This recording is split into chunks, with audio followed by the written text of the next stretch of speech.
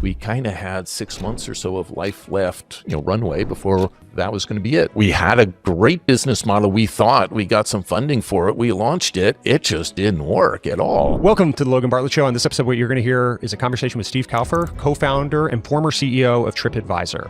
We talk about Steve's journey as the co-founder of Tripadvisor, how he enabled their early success, scaling the business into the public markets, as well as the operating lessons he learned along the way. You should always be taking 10 or 20% of your available priority choices and putting it in something that has no benefit right now, but could be super important to you in 3 years. We also talk about his new venture, Give Freely, in which he's funding with his own money a company that enables nonprofit success on the internet. I want to get 50 million users using Give Freely. If I get 50 million users, that's $1 billion a year going to charity. Way bigger philanthropic impact than anything I could ever do personally. Really fun conversation that you'll hear with Steve now. So Tripadvisor, and you're also on the board of Glassdoor. I was at Battery Ventures and we were investors in Glassdoor. And so I was familiar with the ire that having a UGC site can draw from individuals. We were sort of talking about it before we got going, but can you speak to how you managed that and people being, I assume hotels and restaurants, as you guys got into that, they were not thrilled at different points in time with TripAdvisor and UGC ratings and all that stuff? Oh yeah. Consumers love TripAdvisor to begin with, and that was wonderful to have as a fan base, but then travel agents didn't like us, hotels didn't like us, restaurants didn't like us, all the people who all of a sudden woke up and said, oh my gosh, random strangers on the internet can now review me and there's nothing I can do about it. And of course, we viewed that as a fabulous aspect of the internet. All of a sudden, it wasn't pure marketing dollars that would dictate the success of an establishment, but how much actual customers love them. And we were very clear from day one, anybody could write a review, but we also had the ability for owners to respond to reviews so they could tell their side of the story. And there's a whole nother episode on how difficult it was to get owners to actually appreciate the fact that they could respond, because a lot of them didn't want to do it at all. Just because that was acknowledging or enabling it? It was giving more airtime to the complaint. And survey after survey we ran said consumers love getting both sides of the story. And if someone unfortunately had a bad experience at a hotel or a restaurant or didn't like what they ate or a rude waiter or something, for the establishment to come and say, hey, I'm sorry for your experience. Obviously, that doesn't happen all the time. We're not even sure who it was. Please come back and give us a try. Well, as normal consumers, I'm like, hey, that's a nice response. I'm more willing to give that establishment another shot. Any anecdotes along the way of particularly animated individuals or things that you remember? Was there a website dedicated to you specifically from upset people at one point, or what was the most politicized you got in all of this? Oh, there were certainly a few folks that had it out for me because I was the face of TripAdvisor. And there's a period of time when it was ill-advised for me to go to Thailand because there was an episode of a reviewer who got thrown in jail because of something that they had written, and we had to work very hard to get them out of jail. You can understand, we didn't like anyone, and in the US, it's really not an issue. You can write anything you want, but in other countries like Thailand, you couldn't say, and this hotelier was very well connected and got the police to throw this poor guy in jail. So we had to intervene and help get him out. Fortunately, as the story goes, he was an expat living in Thailand, and as soon as he got his passport back, he fled the country, which was great because it meant that we could put our what we called a badge on the hotel, which talked about how the hotel was doing things to influence the reviews. And if any establishment got that badge, that was not good for business because, hey, users wanted to be able to trust the reviews, and if a hotel was either submitting reviews on their own, which we caught a fair number of them, or doing things to hit their guests over the head. One hotel even had a clause in the thing that you sign when you check in saying, I will not write a bad review about this establishment. Like, hey, well, when we found out about that, we called up the hotel to make sure that they knew they couldn't do that. What did you learn about the psychology of people that leave reviews? I've at different points in time had debates with my portfolio companies, prospective portfolio companies, others about Glassdoor, which you were on the board of for a long time, and how, it only leads to either propaganda from, by influence of the existing employees being mandated to say good things, or the ire of people that were fired for other reasons. And so there was noise no matter which way you looked in it. But I assume you have a more nuanced take about the extremes of people willing to leave positive reviews. When we first started the company, it was really around professional reviews, aggregating the guidebooks and the newspaper articles. The professional reviewers that knew what to look for had a broad range. And we added user comments as, I won't call it an afterthought, but an extra thing to supplement, because those would likely be a little more recent, perhaps. Then we watched the behavior on the site, and our users of the site wanted to see those individual comments more than they wanted to read the more professional reviews. We switched things around, added the button, hey, write your own review, and that obviously took off. What we found when we were trying to figure out how to get more and more reviews, because with 1 million restaurants and 1 million hotels, it's a lot to review. Nobody really wanted, super obvious in hindsight, nobody wanted to help Tripadvisor. It's like nobody wanted to help Glassdoor. Users wanted to help their fellow travelers. At Glassdoor, like employees wanted to help other folks figure out what was good and not so good about the company that they were working at. So in travel, we were concerned originally, hey, who's going to take the time to write a review other than the people that had a horrible experience? And we were very pleased to be wrong on that one. And the average review rating tended to be like 4.2 out of 5, 4.3, something like that. So like people love telling their happy stories. As an engineer by training, I'm well aware of the selection bias where the people who go to Tripadvisor to figure out where they want to stay aren't picking the 2 and 3 bubble hotels. They're picking the nice ones. So they're obviously going to have a nicer time. So they're going to come back and leave, presumably a more positive review than average.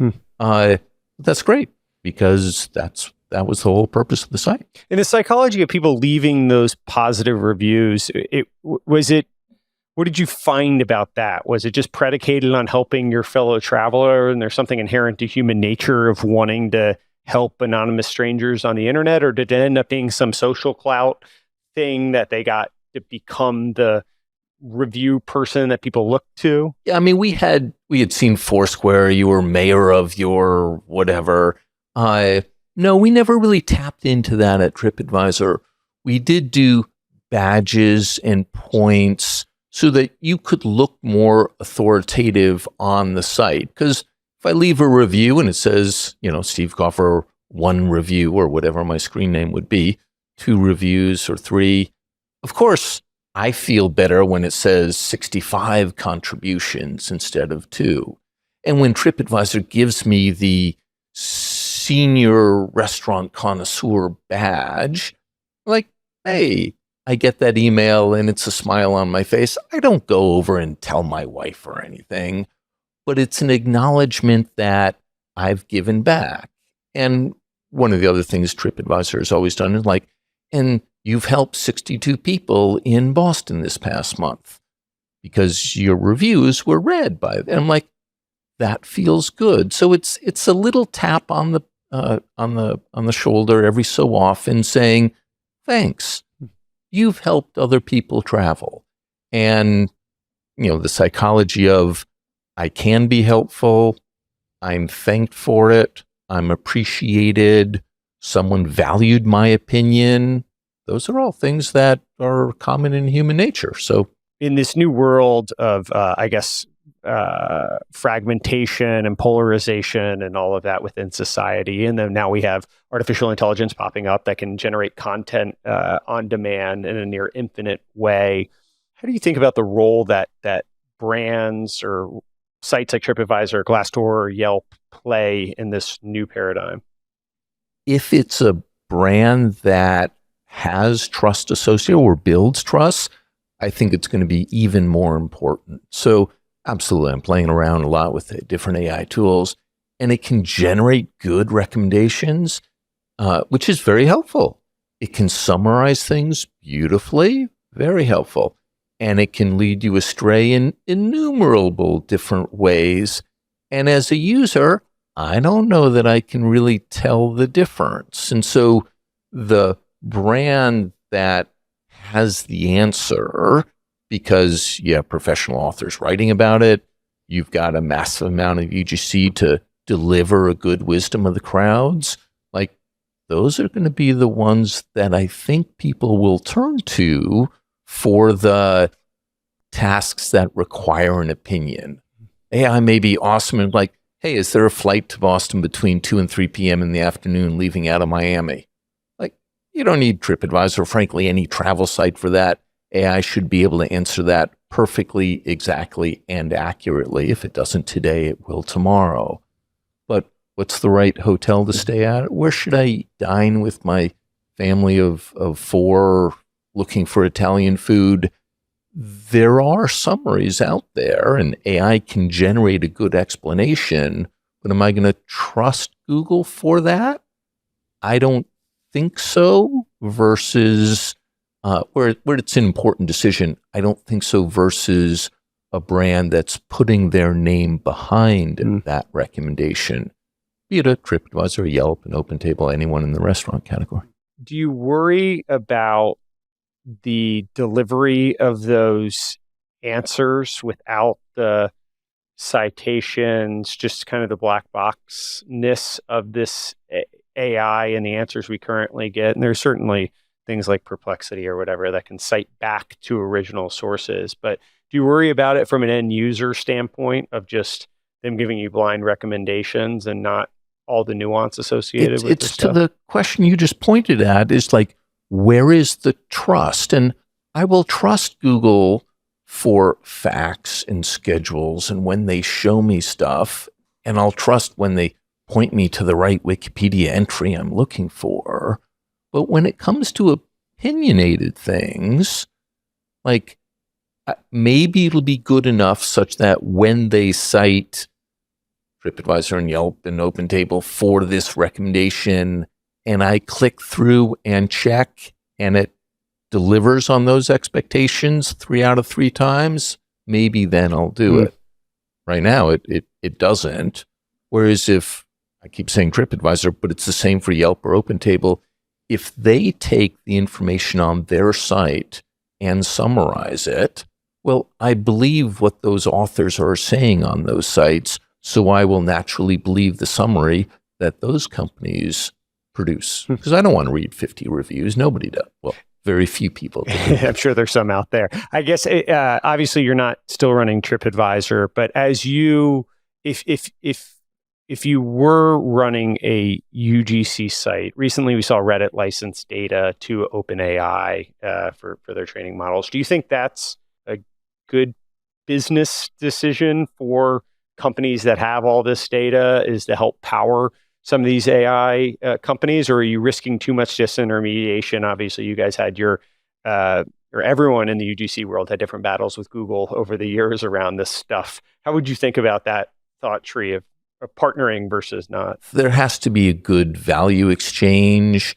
No one company, even a Reddit or Quora or TripAdvisor, is going to stop the training of those models to become very, very good and better every year. So if I were to advise the TripAdvisor, Reddits, etc., I'm like, make sure you're getting enough money that you can then spend on differentiating yourself in something that Google isn't able to do, or an open AI model isn't able to do, in order to maintain your, like, why do people want to go to you instead of somewhere else? You gave a graduation speech recently. I guess how does one get invited to give a graduation speech? I don't know. I've only done one. But you were invited to do Yes. it. And how much time do they give you to plan in advance?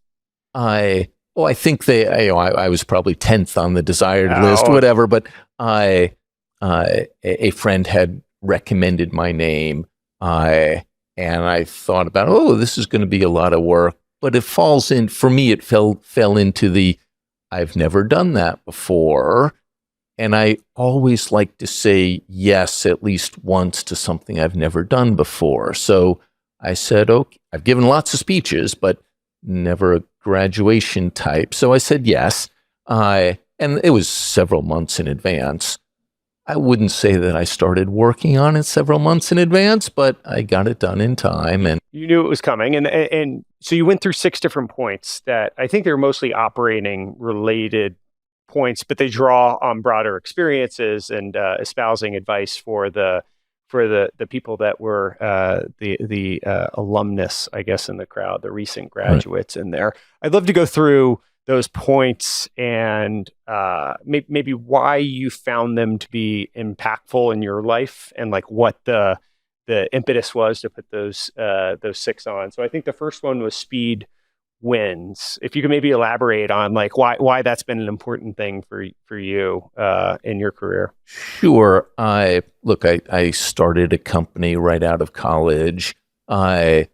It was called Centerline Software. It's kind of the entrepreneurial, and we grew it. It was modestly successful until it wasn't. And I always like to think of myself as someone that wants to keep learning. And so as Tripadvisor started to grow, the third company along the way, I thought to myself, all right, well, what are some of the important lessons from Centerline? And one of which was very clearly like, stay small, nimble, fast. Well, shit, as you're scaling a company, staying small, that doesn't work. But there's nothing inherently you like about being small. What you like is being able to be fast. And so, and every entrepreneur longs for that. And everyone tells you as your company gets bigger, it slows down. And I'm a contrarian. I'm like, well, why does that have to be? What are the things I can do to keep it going as fast as it can? So I put a sign on the door, kind of scribbled on a piece of paper that said speed wins, because I wanted to keep it short and sweet. And it's not obvious. In a sense, it's obvious what it means, but I'm like, well, elaborate. And I put it on my door of my office because I wanted everyone that I was going to be meeting with to see that and be reminded of it as they kind of walk in for whatever meeting I'm having. That's a little bit different than your corporate values that are maybe written up in a poster on the wall that people see and they notice, but they walk by and they don't think about it. To me, I had the opportunity of everyone sitting outside my office waiting to come in, everyone coming in. They see, 2 of the points in the speech. One was speed wins, saying like, we want to make decisions quickly. Obviously, disagree and commit. That's super common. But we never want to find ourselves having debated something to death, or we're going to have a meeting to figure out how we're going to decide. It's like, no, just get it done. We make mistakes, and I didn't talk about that in the graduation speech, but I was very risk tolerant as a CEO. I'm like, we need to be making some mistakes. Otherwise, we're just not pushing ourselves hard enough. And that speed element actually saved Tripadvisor from a revenue standpoint, right? Oh, yeah. Wasn't it you had to come up with a business model and it was like the 5th idea that actually worked along the way? We had a great business model. We thought we got some funding for it. We launched it. It just didn't work at all. It was a B2B model. And then when it became super apparent that wasn't going to happen, we kind of had 6 months or so of life left, runway before that was going to be it. So I'm like, core business model didn't work. What are we going to do next? And the story I share in the speech is we did our best as a team to come up with literally a half a dozen different things. And if we had only been able to do the first thing, the highest priority on that list at the time, that didn't work. And if we'd only been able to do the first two because they each took 2 or 3 months to build, there wouldn't be a Tripadvisor today, or at least not the one I had started, because it would have all gone under. The fact that it was the 4th item or 5th item that we had tried, that was the one that actually worked. And so obviously we hadn't prioritized it as the first, even with all of our knowledge on the topic. Speed, the fact that we were able to implement so many of these, was the reason we made it. In operationalizing that, were there any tactics? I mean, it's a good ethos to have and it's a good belief, but would you set a shot clock on decisions? Hey, we have to come up with a decision by Friday, and whatever the ruling majority decision or whatever we kind of land on by then is the right one? There's sometimes I use that. There's sometimes where I love my engineering background, where I'm just like, I'm time boxing this. We're not going to go build what all the research says our customers really want. We're going to build the best we can deliver in the next 3 weeks. Like, if you can't deliver it in 3 weeks, we're not doing it. So it's a time box and out it goes. Not always, clearly not always. But usually when you time box something, you force the team to back then it was just us. I'm like, okay, we're taking a whole bunch of shortcuts. We're going to have to, if any of these things actually work, we're going to have to rewrite it because it's just thrown together, which was absolutely the right answer because the first 3 didn't work. So we could throw out that code. The 4th one, or if it was the 5th one, that worked. And we did rewrite it. But it saved the company because we got it done so quickly. And, a lot of folks coming from more established companies will be like, really? You authorize spending a month writing something that if it worked, you knew you were going to throw it away? And I'm like, absolutely. Otherwise, it would have taken 3 months to figure it out. And I would rather rewrite it once you know it works than spend the extra time to build something that's much nicer that at the end of the day, your customers don't buy into. The next one you had in there was, if it's worth doing, it's worth measuring. And I think I know the point there. I guess my version that I'd occasionally use is, you can't manage to what you don't measure. But I'm curious how the manifestation of that for you and what the principle sort of speaks to. Yeah, no, it's a great example, and you can always find something that you can't measure, but you need to do. But for almost everything, like, what's your success metric? How are you going to track it so that you know whether at the end of the day it worked or not? I mean, I remember a story where we were building some feature and the product manager, at the end of the day, hoorah, like, great, it worked. We got this many people using the feature. And I was looking at him like, wow, I'm sitting here thinking that is a total failure. Like, we just had very different aspects of success. And that person was measuring something different than what I was measuring.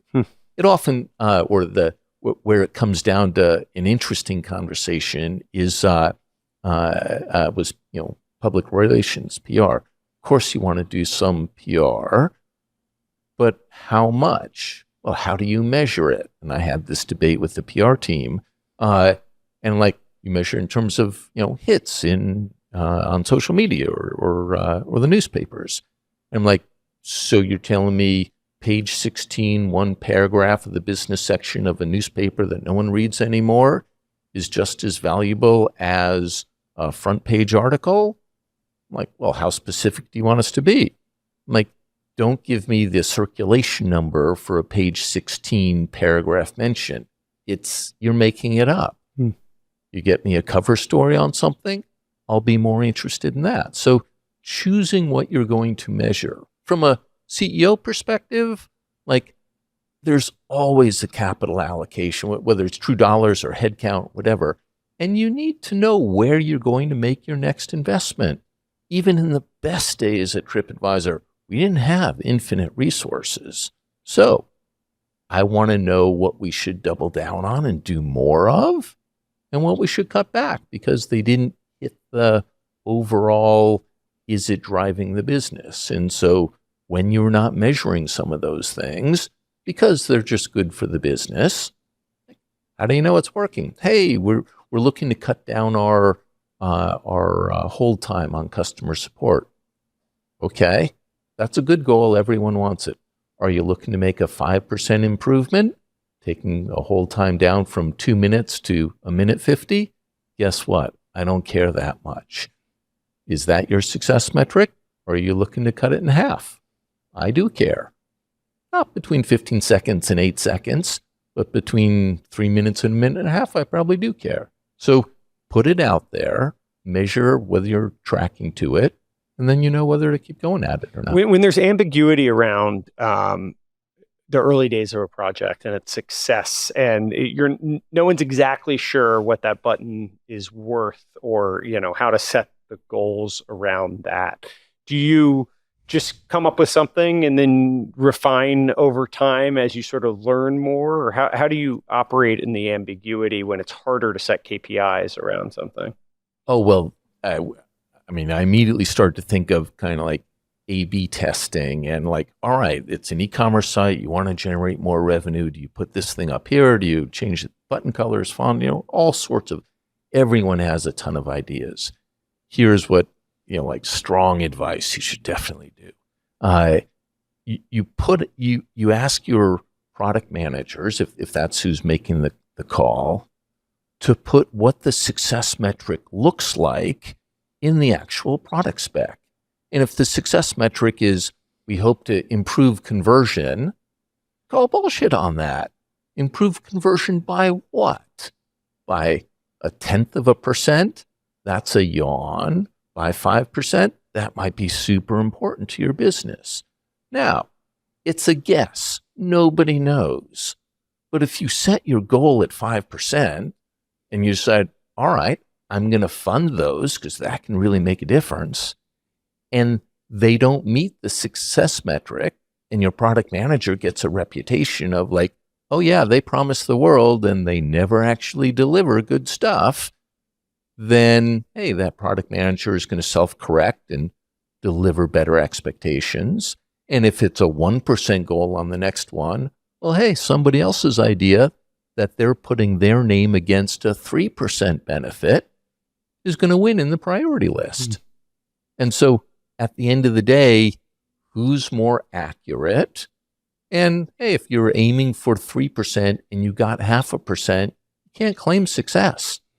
We still shipped it because 0.5% was better than nothing, but you got to the top spot on the priority list because you promised 3. So that's actually didn't do as good as hoped. And we're going to keep that in mind when evaluating the next thing you're bringing forward.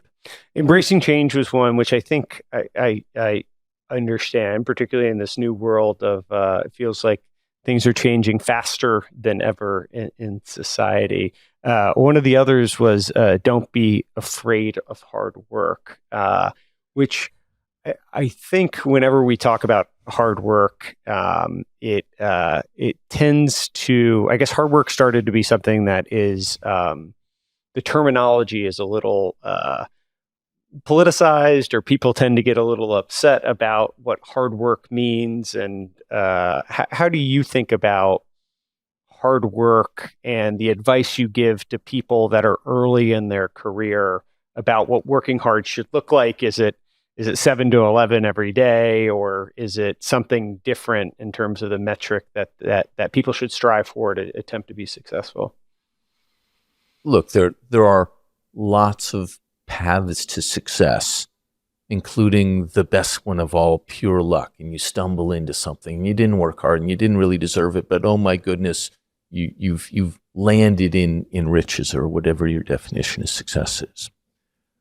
I'm just a believer in like, the more you can do at all stages of your life, to improve your odds, the more likely it is that you're going to have whatever you're looking for. So when it comes to career growth, if that's an objective, which it is for most people, if you literally tell yourself, I'm going to practice getting shit done when I'm sitting at my desk, I'm not going to be the guy that's more distracted. I'm going to focus. I'm going to work hard. I'm going to concentrate to the best of my abilities and get better at it. I'm going to go into the zone if you like that terminology. And then maybe, and I'm going to work 10% longer than anyone else, which, like, if you're working an 8-hour day, all right, is that a 9-hour day? Like, not a huge stretch. 10% more focused, 10% longer hours, not a big compromise in a work-life balance there. I'm now 20% plus better than the person I'm sitting next to. So I am going to have a 20% better chance at whatever that next career step is. And like, I picked 10 and 10, you could pick 20 and 20. I tell everyone, like, there's 24 hours in a day. You get a good night's sleep, and everyone should sleep for 8 of it. You're going to eat for a little bit, go to the gym, do something, hang out with friends. Great. Now, you've still got a lot of extra time. It is totally up to you by choice. Do I want to educate my brain? Do I want to be curious about something new? Do I want to learn something new? I'm like, YouTube is an amazing teaching vehicle for anything you could possibly want.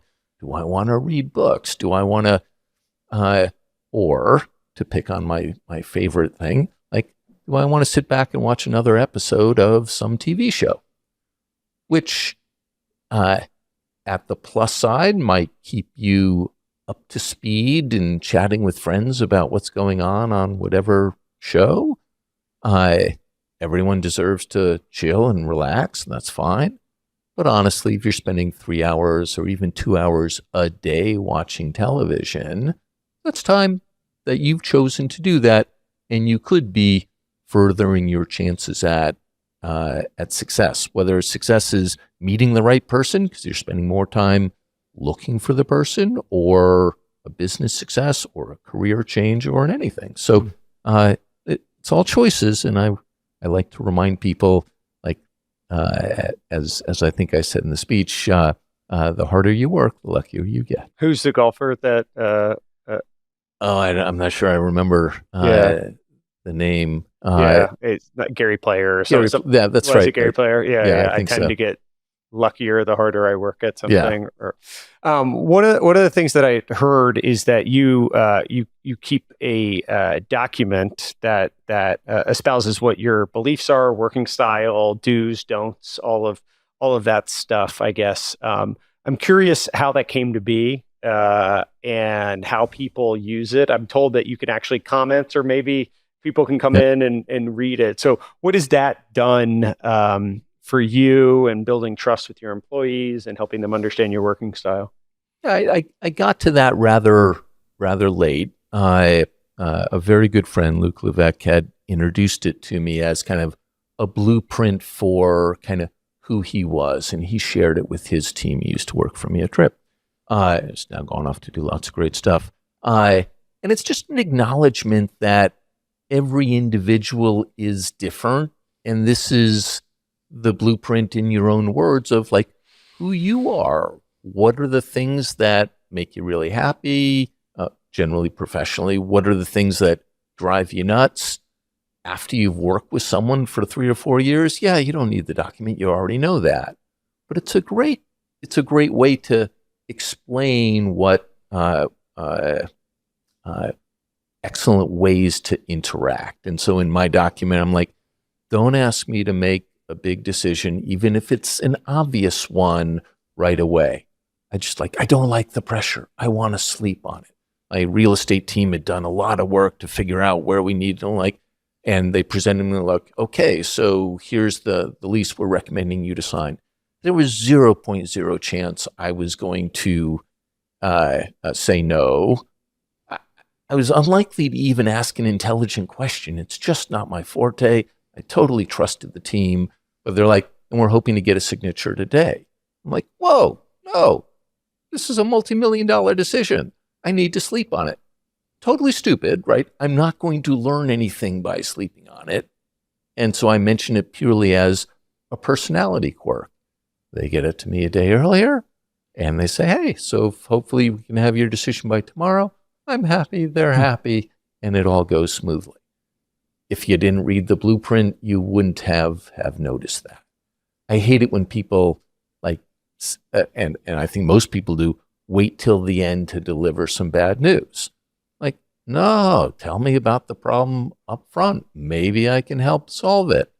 Flip side, hey, if you share a problem with me, again, if you're a vice president and you're sharing that you've got a challenging team member or something, in return, I promise not to ask you in our next one-on-one, hey, did you solve that already? Mm-hmm.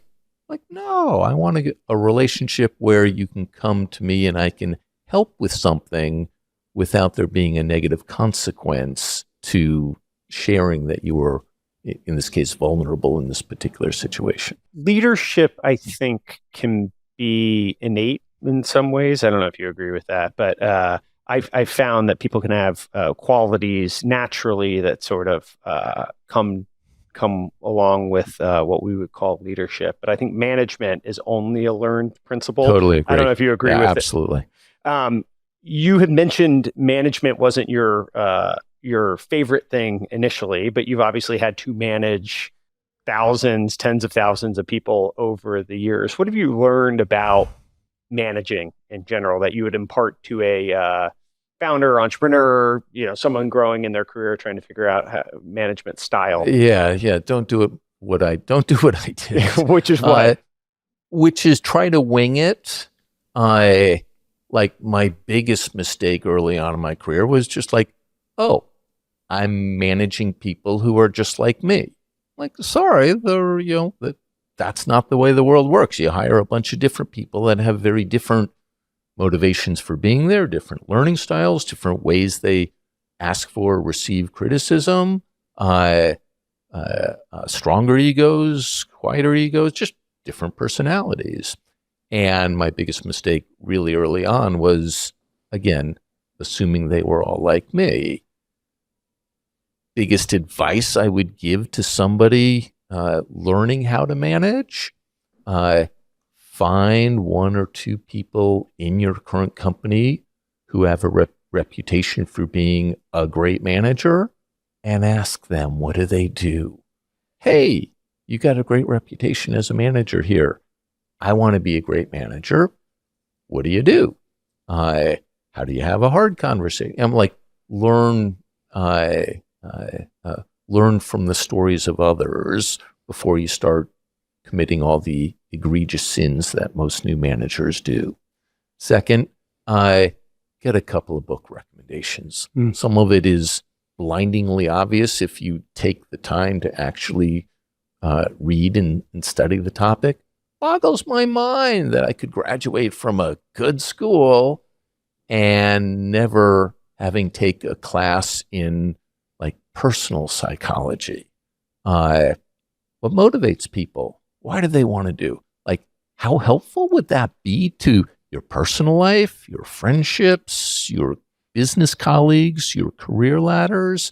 Like, super useful. No, I studied, I had a good music class, an art class, a computer science class, a math class. Like, yeah, that's way less useful than learning how to interact with people. So again, I have an engineering background, so if you're going up the engineering management route, read a book, study from friends, watch those around you, watch how the good ones do a good job, and learn from the bad ones that are causing a problem.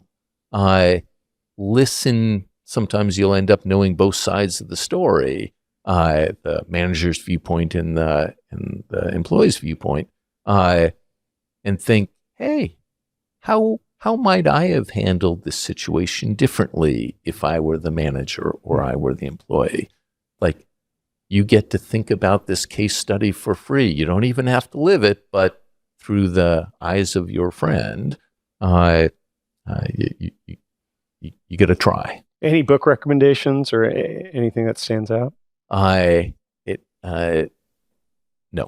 High output management's the one that I typically will recommend to people within that. What culture getting set within a company? Obviously, I think culture is a set of, I don't know if this is the right definition, but a shared value system that a organization kind of imparts, and maybe it's what people do when you're not in the room or something. Yeah. How do you think about setting a culture? You have a new company and you wanted to set a culture for Give Freely as well. Like, how did you go about doing that in a prescriptive way versus what was implicit to it? Yeah, I find it's best to be as explicit as you can about what you value as a company. Like every company, like, hey, we value communication and transparency. Or at least I haven't found one that doesn't say that. But do you live it? Like, is that how the weekly meetings go? Give Freely, we're tiny, but like every single person in the company kind of knows what I'm doing each week because I share it at the weekly team meetings. They don't need to know it per se, but like we're a small company. I'd love everyone's input into anything. Like I don't, and like I try to explain, everyone should come with or can come with a viewpoint, share it. If you hold an opinion strongly, say the opinion strongly. Know when you're the decision maker and when you're not. And if you're the decision maker, it's not whoever yells the loudest, it's what you think the right thing to do is. But a strong, healthy discussion or debate in both Trip and the company before that, and this one, like very respectful company. We don't scream at each other. It's just not the culture I choose to set. And we're just not going to tolerate anything that we view as unethical, overtly political. Hey, when this benefits you but not the company, no. I'm like, you'll get a very direct conversation from me about, hey, this isn't what we're looking for here at this company. And at the end of the day, I'm always looking to reward, in talking about setting the culture, to reward with public praise the folks that are doing what is best for the company's interests. Trading open headcount is an excellent example when, hey, times are tough and like the headcount in the plan and the market team says, hey, I'd rather use this open head to go hire another engineer to build that because that's going to be more valuable to achieve our marketing objective. Great. Love to see that. And I want to like publicly reward it and encourage it. There's this Silicon Valley ethos that I think Y Combinator has done a really good job espousing, that is basically kind of the shipping the minimum viable product, iterating quickly on it, getting feedback from customers. I get the feeling that in reading some of the stuff, you both at Trip and now Give Freely kind of agree with that. I'm wondering about the trade-offs, and were there times at which you were more measured in your approach rather than putting something out in the wild and getting it, to the MVP state in iterating on it? So I'll give you two examples. Paul Graham actually invited me in to give a little kind of a short luncheon speech to one of the earliest Y Combinator classes on this concept of 404 testing. And 404 refers to the HTML error code when a page isn't found. And it was and is an awesome way to test whether a consumer on your website wants whatever it is you have a call to action for. So in Tripadvisor's example, it was, would you like a weekend getaway guide? free. And do you build it, or do you put a button on the homepage that says, sign up for a free weekend getaway guide, and see how many people click it? And if you click the button, it went to a 404. Sorry, this page is missing right now, which scares the bejesus out of any marketeer to say, you put that on your homepage? I'm like, yeah, for, depending on the stage of the company, for an hour, so I can see how many people click it, so I can get a real life estimation. And that happened to be a great example because 10 out of 10 friends that I asked, would they want to sign up for it? They all said, yes, of course. And we actually put that button on the homepage, and nobody was interested. Like, whoa, were my friends lying to me? No, I don't. I mean, friends will lie to me all the time about various stuff, but not generally about something like that. But the user coming to the TripAdvisor homepage didn't want a newsletter. They wanted to go research their trip to a specific location that was in their mind. So I'm like, anything else was in the way. And so that feature didn't work. That was a fabulous A/B test because we didn't have to build a big product to then find out that even though users said they were interested, they weren't. Flip side, fast forward 20 years, and we built a subscription-based travel product. You subscribe for $100 a year, and you get great discounts and other perks. And like we were appealing to TripAdvisor's massive audience and the set of whom that would be traveling enough such that a single trip would pay for the subscription, and then they'd get the savings for the rest of the year. Relatively simple product, conceptually. Super logical payback period, like not even in doubt. A big product to build, not something that I could figure out a way to A/B test. And so, hey, we invested in building this, and it did not work out the way we had hoped.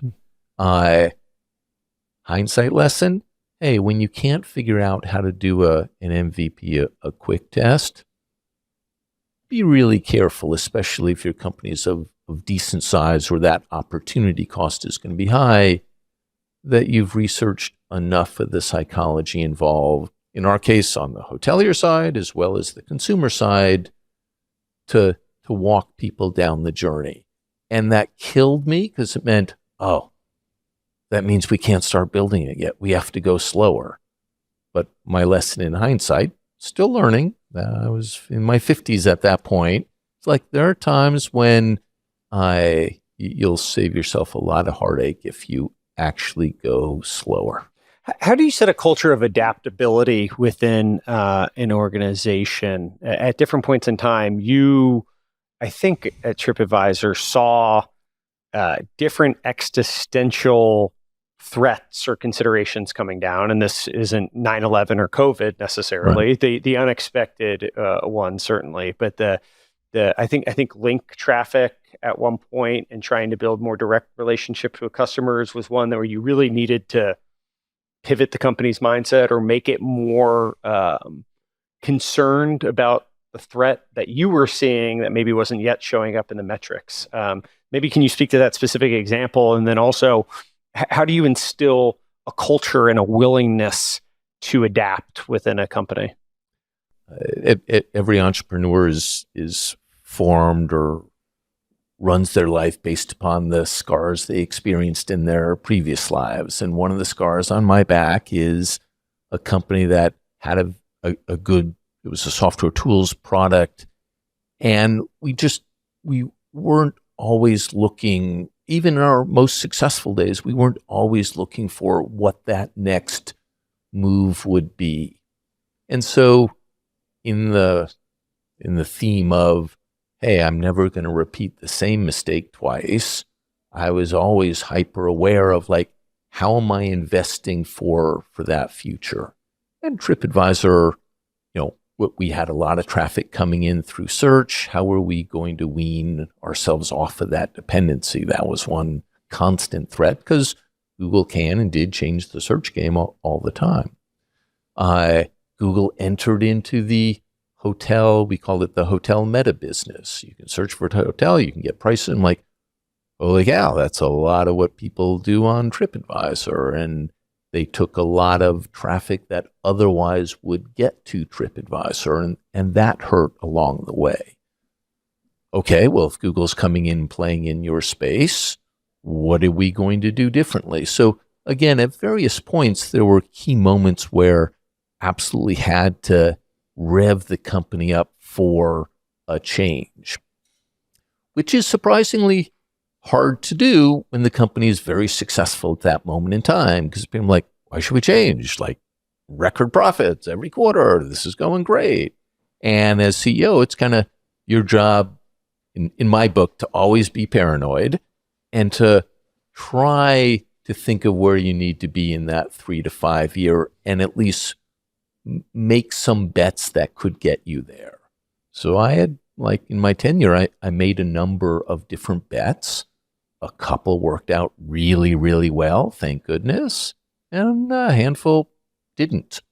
A number of small bets were complete disasters, but hey, they're small bets, and that's kind of living up to the like, yeah, if we're not taking enough risks of utter failure, as we did in some of our acquisitions, kind of we weren't trying hard enough. But we bought an attractions company at a relatively low price, invested in a lot, and it's a huge part of TripAdvisor's value now because we saw threats coming back then, and we knew we needed to do something, and we thought that was a great plan. So like that one worked out. Vacation rentals less so as a counterpoint. As you think about hiring individuals into an organization, I guess, are there certain characteristics you're trying to tease out? Are there non-starter things that you definitely would never hire someone if it comes out in an interview that might be counterintuitive? The non-starters are when they're talking about, a couple of techniques I try to use, and certainly to any company starting, I would urge the founders to continue to directly interview every finalist until you get to, several hundred people.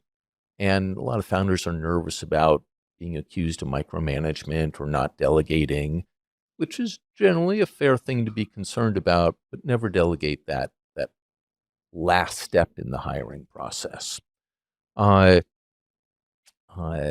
So, hiring traits I look for. If someone is telling a story about what they worked on, I might ask, hey, tell me about a really hard project and why was it hard? And I'm going to weave in, is it hard because the other people weren't cooperating? Was it hard because it was just a hard technical problem?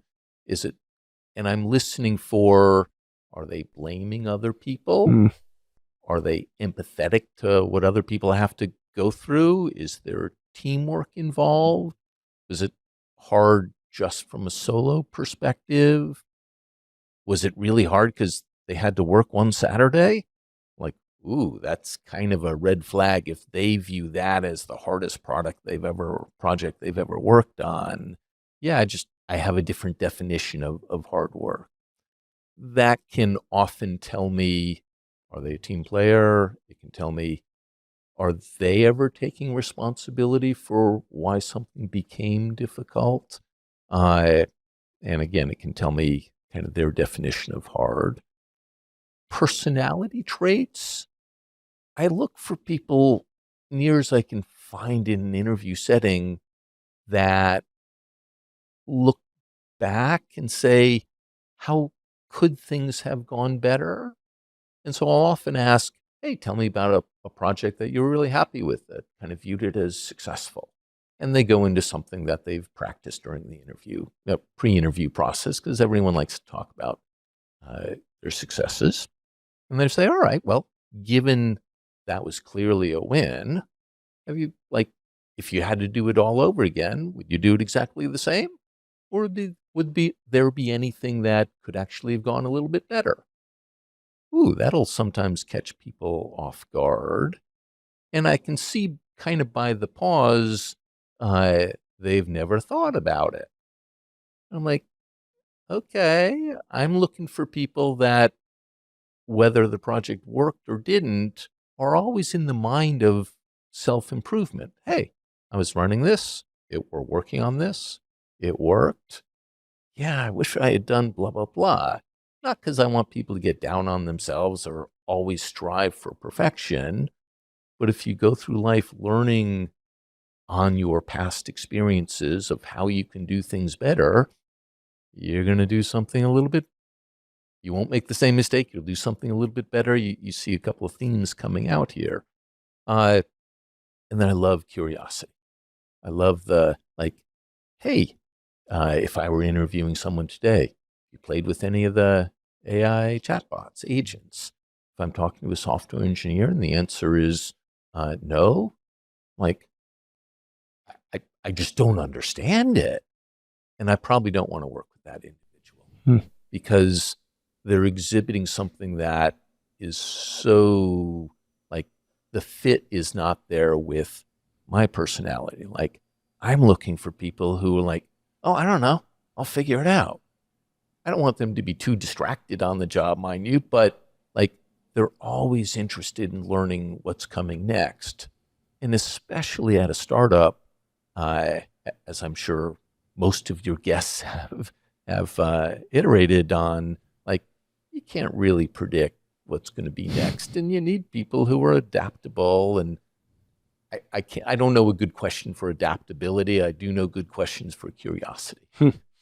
On the point of adaptability, we referenced this earlier, but there were two, I guess, major milestones when running Tripadvisor. Milestones is probably the wrong terminology, but catastrophic events. One was most recently COVID and the pandemic, and before that 9/11, both of which I think uniquely impacted travel. Obviously, they uniquely impacted society, but as a derivative, travel was certainly impacted as well. What have you learned about managing through crisis or managing people's expectations as these jolts happen to society, but then the business specifically? I mean, Tripadvisor was not yet successful when 9/11 hit. We're like, oh shit. Like, it was difficult enough to build a pipeline of potential partners. Now is like, hey, the potential partners were hoping they were going to stay in business. It was pretty traumatic. So don't start a startup unless you're willing to fail. And it sure looked like we were going to fail then. So, we brought the team together and said, hey, looking for ideas. Let's try to think as broadly as we can because we don't have a lot of time left. Brutally honest, like, we're all going to be out of a job in about 6 months unless we can figure out something. What should we try? There was no panic. There was, like, the very realism. But these were people that, like, we were already struggling as a company. I knew a bunch of the people. And so there was less of a communication challenge. Mm-hmm. Fast forward 20 years, Tripadvisor has been profitable every quarter since shortly after 9/11. And then COVID hit, and boom, revenue plummets immediately. And everyone knows something's coming. If you remember, we didn't know how long the pandemic was going to last. We didn't know how bad it was going to be, whether travel would ever recover. And so, fortunately, we were in a financial situation where there wasn't panic. You had to go borrow some money, okay, but the banking system was wide open. We had a terrific CFO who was able to, like, put a check mark next to the "can I hit payroll?" And so then it became like, okay, we can't run business as usual. Our industry is suffering, so how can we help them? Travel shifted domestically pretty quickly. That was a modest change for us. We were already very global company. Layoffs were coming. That, if you were to ask me the hardest moment of Tripadvisor, that would certainly, announcing a layoff over Zoom is or the impact of a layoff, not a pleasant experience. The items I would impart upon other CEOs is the standard, like, be transparent. Folks can know, like, I couldn't say, hey, this layoff and there's never going to be another one. That's not true. I can't say. All I can say is, hey, we've cut deep so that if things progress the way we expect, we won't have to do another layoff.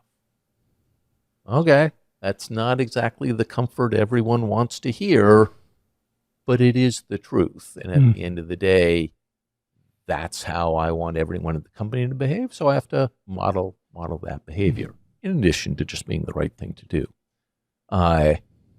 Empathy, how do you help people that are affected find other jobs? And then, we held weekly, for a while at least, it was like weekly regular Zooms with the company, trying to stay in touch, trying to help people move. Tripadvisor's IT department, fabulous, kind of like, we were set up to run remotely. We didn't have supply chain issues like so many other companies had to struggle through. So we survived. And once survival was not assured, because we didn't know how things were going to end, but once the basics were taken care of, the exec team got to think about, hey, nobody's going to be looking at our financial results for the next year or two. Okay, it's, what's the bright side of this? What can we do differently? And we had a chance to kind of reinvent where we were going to choose to invest without the quarterly financial pressure.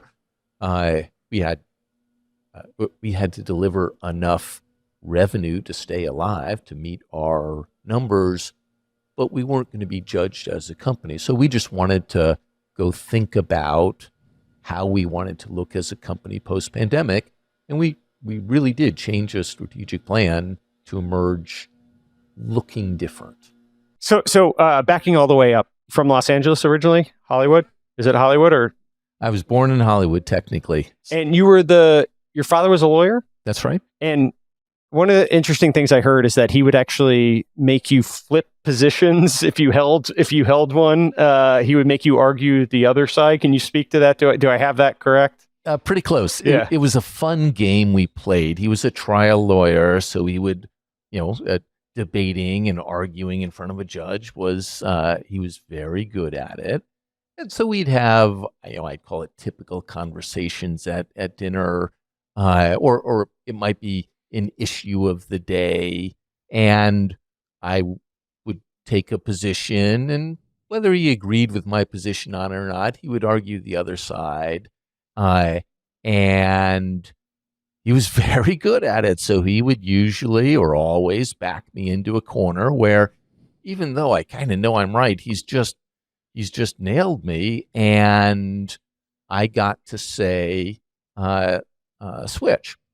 And then, because I didn't know how to get myself out of this, I was in high school at the time, and I would get to say, and now what do you say, in his tone, and he would then have to argue himself out of the position he had just put me into. And it was just it was a fun game, and it was a great learning experience for me to see how a good lawyer could kind of twist and push you into a corner, and therefore how on the receiving end, how do you stick to the things that you know are true? How do you not get distracted by other things? And, I'm sometimes asked, and is that just a fun story, or kind of did it help me later in life? And pushing someone into a corner and debating with them is a terrible way to run a business or a personal relationship.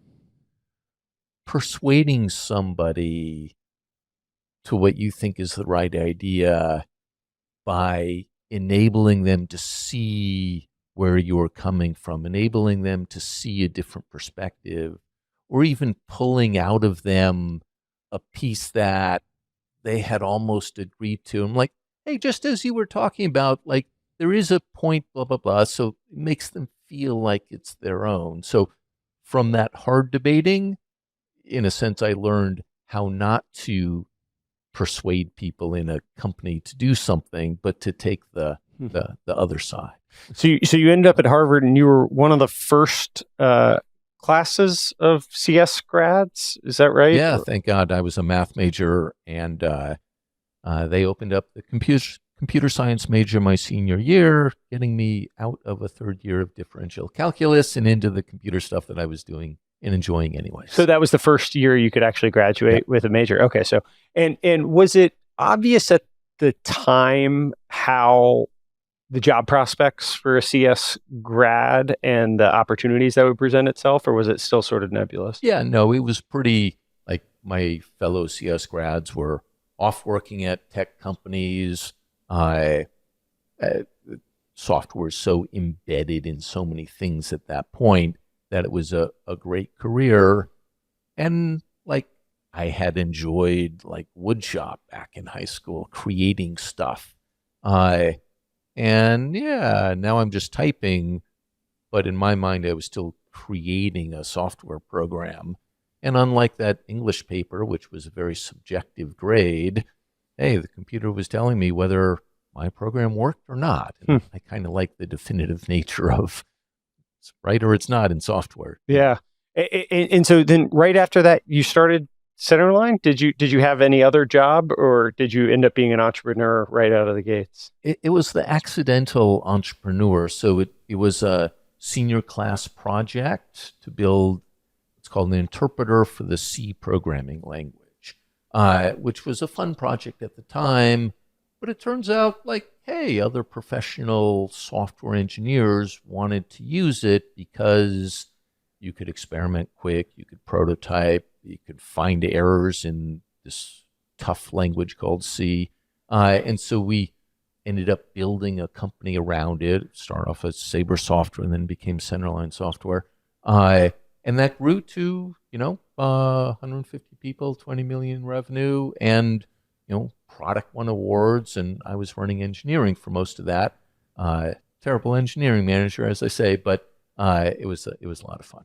And so that was a roughly 15-year run. What you mentioned being nimble and some of the mistakes, or not being paranoid about what was going on in the market. I guess what could that company have become? Like, what's the maybe modern equivalent, or what was the contemporary equivalent had you executed on it the way that maybe had hoped? Yeah, I mean, it was in a good market at the time we started. It's called C and C++ programming on Unix workstations. We missed a move to develop tools that were helpful for engineers in client-server environments, and then we completely missed the move to Java as a new programming language, and or testing tools, which was another venue that we had considered. And what that experience taught me, because we were always doubling down on like, oh, but we just need to fix the next bug. We just need the next version, the new piece of software to come out, without really paying close attention to how the market was shifting outside. And I settled on the phrase, invest in change when things are going well. And when things weren't going well at Centerline, on the way down as revenue was declining, change was forced upon us, and it was not pretty. We could have been a lot more efficient when we were growing, but who cared? We were growing. No, change, get more efficient every quarter because you can, not because you need to. Invest in that new Java programming tool at the expense of what your business is running on, because you should always be taking 10 or 20% of your available priority choices and putting it in something that has no benefit right now, but could be super important to you in 3 years. And sometimes those will fail, and you need to mentally be willing to accept that. But absolutely critical, and there would still be a Centerline software if we had done that successfully, and we didn't. And I was in charge enough to bear real responsibility for the failure of that Is that the company. right ratio, 10 to 20%? And how do you uh, uh, make that resource allocation? Do those end up being kind of skunkworks teams that are off to the side, or how do you think about I it? love the skunkworks possibility. It's very hard. I found, at least at Tripadvisor at scale, hard to do skunkworks. There's just so many mechanical things going against you. I'm not a fan of the 10% of everyone's time gets to do something, because I just haven't seen the cases where that's delivered anything. Hackathon days, hey, they're fun for an engineer. I've just rarely seen the benefits from them. So, hey, if you want to innovate, go set aside a team or focus led by someone that really cares about just that thing. They don't have any other responsibilities, and then give them some, I'll call it CEO love. The attention that says from the CEO that this project, even though it's into the future, is deserving of the CEO's time. So therefore, everyone else who may not give a hoot about the project kind of has to say, all right, well, we'll help you if you need this. And because they know the CEO is going to ask about it if the answer comes back zero. And then the other way is through acquisition. Often way easier for a company at scale to acquire their way. And it could be a 5-person company, because you get 5 people that really care about it. Could be 50 or 50 people, or obviously could be way bigger. And so then that business was sold. Where did it end up being? It was sold to a company called CompuWare at a Sure. fire sale price, and I went along for a transition, but they knew and I knew that that was not going to be a long term. So how'd you go from the world of B2B dev tools into UGC, consumer internet? I realized the business model originally was meant to be B2B, but like, what was the kernel of insight that you had at that I moment? love software development. I love the tool space, but I had now done it for 15 some odd years. I'm like, great. My focus going forward was anything other than software development tools, and world's my oyster canvas, whatever you want to call it, to experiment. I went around thinking of different ideas, and this one I came up along the way. I actually didn't think it was that good of an idea when I first heard it.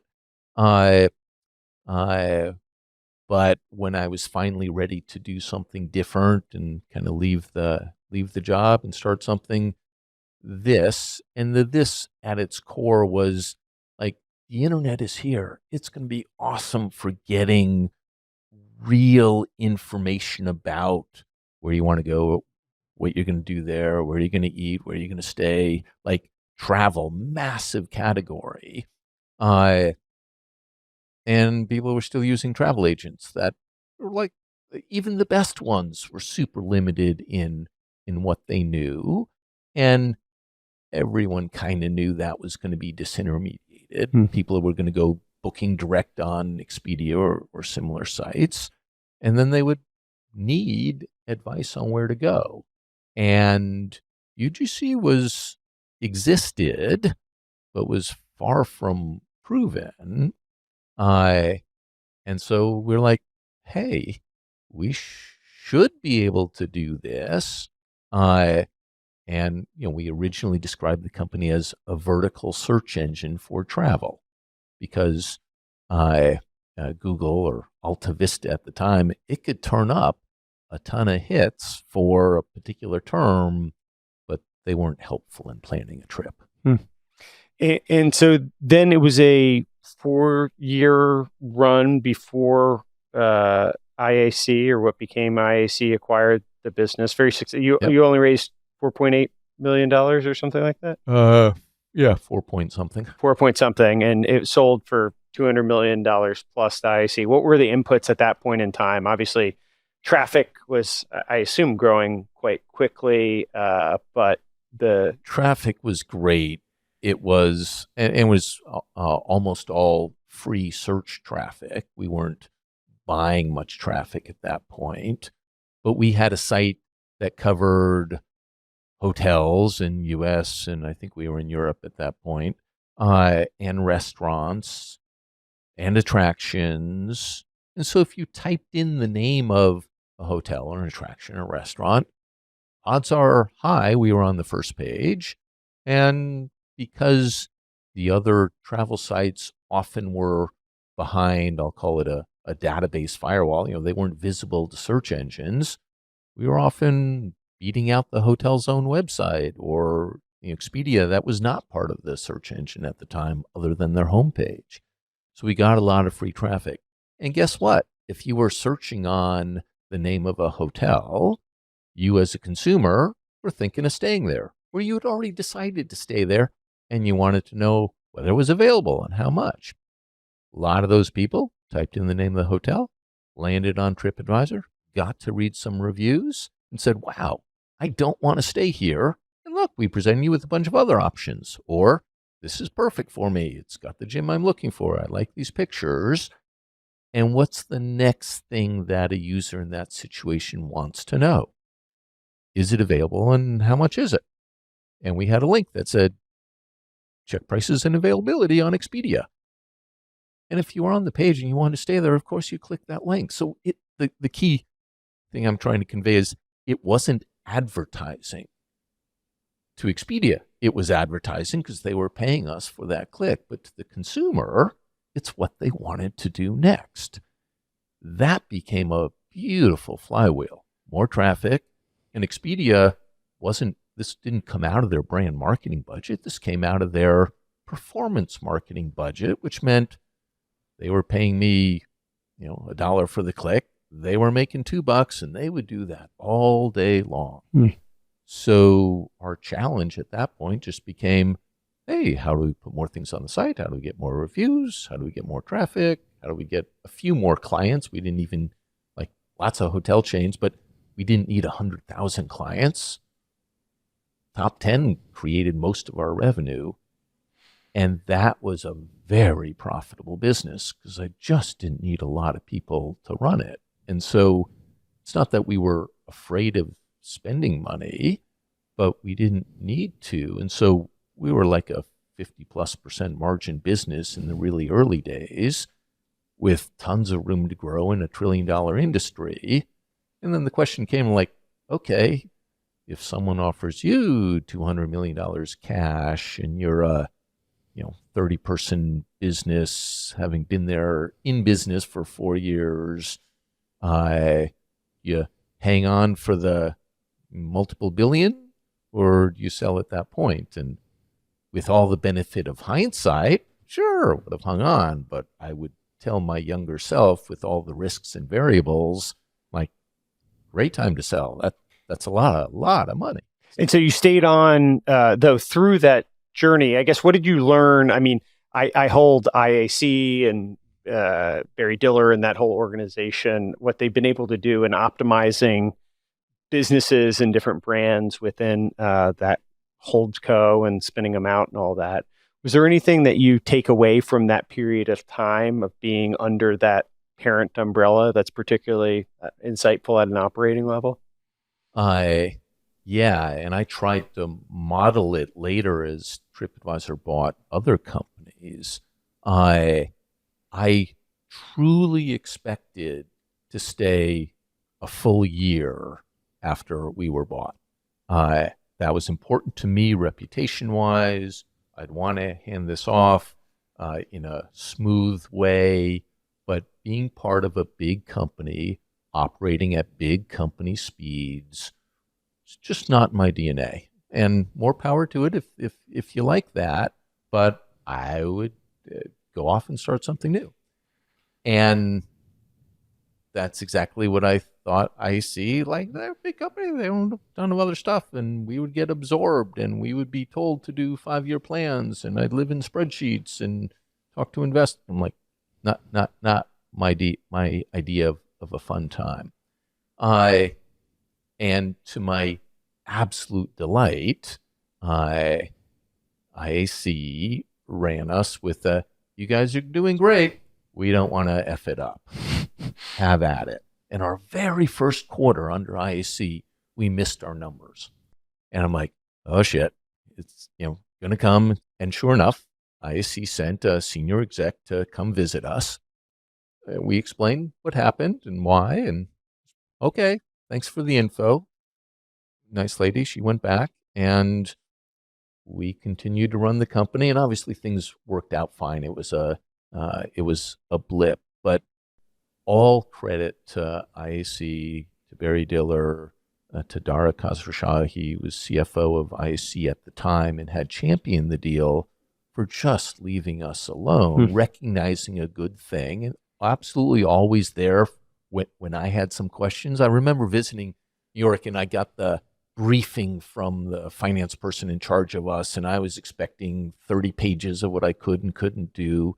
One side of an 8.5 by 11 piece of paper saying things like, yeah, you can't sign a lease for more than $10 million. You can't, none of these things I would ever have considered doing on my own without seeking some sort of approval. So I'm like, I think I'm going to like it here.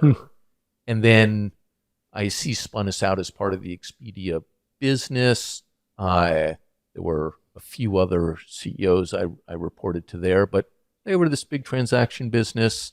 They were kind of told to leave us alone. I got to be part of a quarterly session, kind of absorbing. They were a big client of ours and absorbing some of the other nuances of the travel space that I didn't understand. So it was great education for me. And again, keep doing what you're doing, Steve. Expedia came and said, look, we'd like to put all of our reviews on our site. And I said, no, that wouldn't work out very well for me. They said, please. And I said, no. And that was the end of the conversation. So we were able to run as a separate company. And if you want to hang on to a founder or founding team and you don't need a lot of integration, because we didn't, that's a great way to let a business thrive. So, I mean, it sounds great at a personal level. The shared fabric or what's enabled the success of that model that Dara and Barry, I guess, really spearheaded for so long. Is there anything unique to? There's certainly a type of business they acquire, but were there a set of operating principles outside of that card that you got, or was there some expertise or hand holding around, I don't know, performance advertising or things that they uniquely leaned into to try to help? No, I got the invitation, the frequent invitation. If there's anything we can help you with, let us know.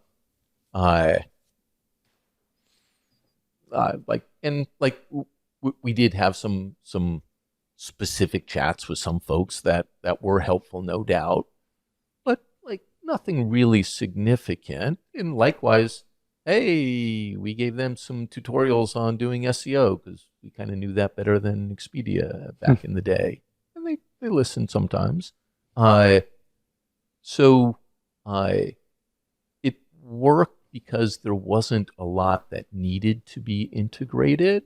We integrated the finance packages and tax, sure, which just has no, but I didn't need to go to anyone at Expedia to get approval to buy anything.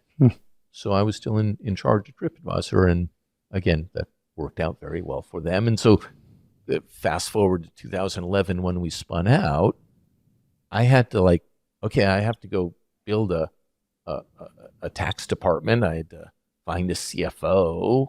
I had to do a couple of things, health and benefits that we hadn't done. But the rest of the company didn't really notice the difference. And the investors, now that you're not part of Expedia anymore, what are you going to be able to do differently? And I'm like, sorry to disappoint you folks, but you're not going to see any changes because I've had a lot of flexibility in the past. So the order operations were Tripadvisor acquired by IAC within the Expedia group, or got combined with IAC, which houses a lot of different brands. Sure. And so we were, for the first year, we were part of media and local services. We were with Interval Vacations and Evite and some other Service Magic, I think it was called back then. And then a year later, Diller and others decided we're going to spin out all of our travel assets into a travel company called Expedia Inc. And that was hotels.com and Tripadvisor and everything else. And so then 2005 to 2011, you're a subsidiary of that group, which is a public company. And then 2011, you spin out as your own standalone public business. Got it. And so you stayed on and did that through 2021? Through 2022. 22. Okay, got it. What impetus to move on to something different? How'd you reach the decision that it was time? You've been at it in different ways for 22-ish years, but yeah. So I certainly wasn't. I'd always thought that I'd have like at least one more startup in me, and I've been saying that for better part of 22 years, and I'm like, obviously, I enjoy the job. I'm not going anywhere. I'm not under any pressure to go anywhere. Company has its ups and downs along the way, but that's life as a public company CEO. And then I'm approaching my 60th birthday, and I'm thinking, it often takes 10 years to build a company. And I might not get it right the first time, so I might need a little extra time. Don't know. Darn it, if I'm ever going to actually do this, I better get my act in gear. I announced it in 2021, took a little while to find my successor, but it was basically me saying, I'm very proud of my impact in travel, built a great company. Somebody else can run it now. It certainly didn't need me. For the past decade, it didn't need me. And I want to go think about a different, interesting challenge. And I literally left. I announced I didn't know what I was going to do. By the time I left, which was about 9 months later, I still didn't know what I wanted to do. And I was busy. Like, I'm a very operational guy. I was busy running the company until I left. And then woke up the next morning and I had nothing to do. And I probably took a week vacation. And then I thought, all right, I got a whiteboard in my home office. What am I going to put on it for ideas? And how did you end up landing on Give Freely?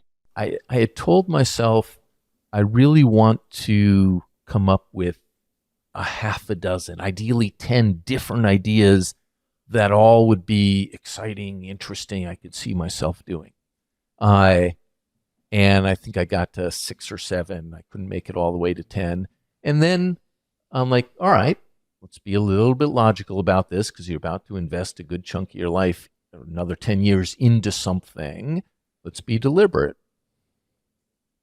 Which ones are fun ideas but don't have a business model? Which ones are defensible? Which ones you absolutely passionately believe in, but that's going to be a real tough nut to crack in the competitive landscape. So I had an idea of I want to be able to ask questions in English to my database of record at my company and get great answers without having to go through an analysis. And there's a bunch of AI tools that are starting to do that well. And that's clearly the wave coming. And yeah, maybe Snowflake or someone or the big companies will own it. I don't know, but love the concept. There's some really fun stuff coming with augmented reality and the technology and the glasses that I just believe in. It would be a lot of fun to work in. But the idea that kept capturing my imagination in my, when I'm working out in the morning, my shower time, I'm thinking, oh, that would be fun to solve. That would be great impact, would be this Give Freely, which is basically a mashup of Amazon Smile, the program where Amazon gave 0.5% of whatever you bought to the charity of the user's choice, combined with a product like Honey, where you're getting the tool is automatically finding you discounts. And so with Give Freely, we've kind of mashed it together so that you install a browser extension. We're finding you savings on coupons that are out there at over 15,000 stores.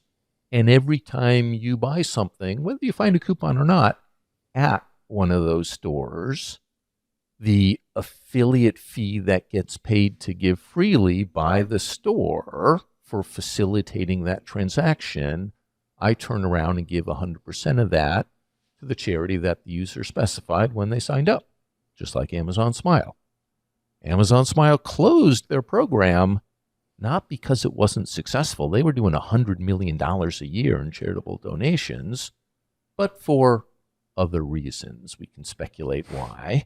But for me, this was like, hey, I want to get 50 million users using Give Freely. If I get 50 million users that are donating or that are generating affiliate commissions, buying stuff that you'd otherwise buy at a rate of, call it $20 a year, 50 million times 20 bucks, that's $1 billion a year going to charity, year in, year out. That's, as they say, real money. So that would be a way bigger philanthropic impact than anything I could ever do personally, obviously. But when I think of a combination of like intellectually challenging, I don't know how to do that. I know how to build the product, but getting that level of distribution, hey, that's a work in progress.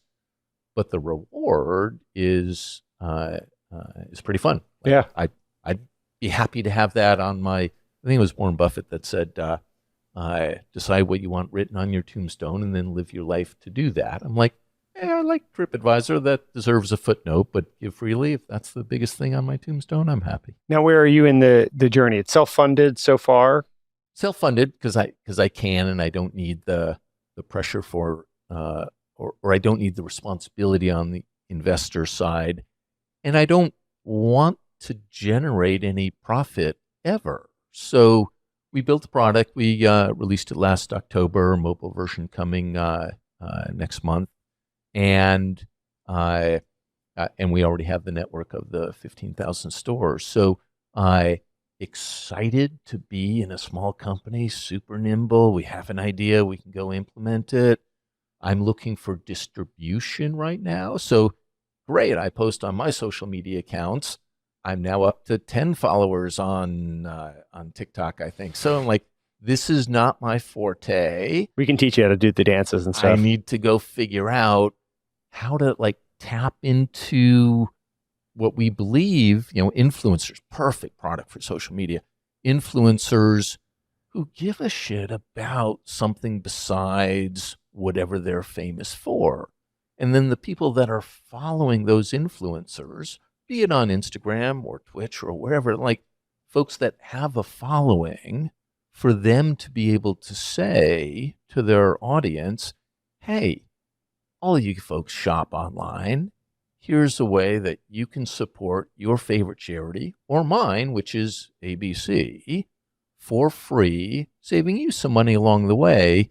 Download Give Freely, costs you nothing. You don't have to use it. You don't even have to remember it exists because it's a browser extension when you're actually on the store and you put something in your shopping cart and we have a coupon for that store, or we just have an agreement with the store for the donation. We deliver a little pop-up that says, hey, 2.6% of your purchase. But my cute story here is like, I'm living and breathing this as an entrepreneur, right? And so I'm printing out a document. I need somebody else to sign it. Like my printer notifies me it's low on ink. Oh shit. Okay, got to go get some more ink. Why can't I do all this electronically? Standard complaint. I go to staples.com. I go put some ink in my printer. Boom, the Give Freely pop-up appears saying, hey, do you want 2.6 going to the MS Society, my favorite charity? I'm like, this is cool. I was not even thinking about it. Of course I hit yes. Now I just generated, albeit a small, but I generated a donation. And 50 million people are doing that. That's a shitload of money. So that's distribution option kind of one, social media influencers, maybe bragging a bit about how they're good people and how you can help them, or you can help your favorite charity. And like, it's good to be philanthropic, and the influencer is literally not asking their follower to take out their wallet and credit card and pay for anything. The other is businesses. Give Freely is currently offering a $10 donation to whatever charity that user is picking just for installing it. No purchase necessary, as they say. This is my cost of customer acquisition. And I'm out there talking to businesses saying, would you like to reward your customers for anything? Reward for a purchase, reward for a review, reward for downloading an app, anything, reward for registering, reward for signing up for the newsletter. Because this reward, a $10 contribution to the charity of your choice, isn't something that can be, it's not subject to fraud. No one's going to say, oh my God, I'm going to make 1,000 new accounts because I get $10 each. And then, fraudsters are out there doing that, but no one's going to do it to get $10 to a charity. So here's a nice way to either incentivize, hey, leave us a review and we'll make a $10 donation. Download our app and we'll make a $10 donation. We being the company that wants to download. Give Freely funds it, so it's a neutral P&L. It's kind of no cost to the business. And then I think, and imagine if Ticketmaster were to do that. A lot of transactions. Wayfair, they're down the street in Boston. A lot of transactions.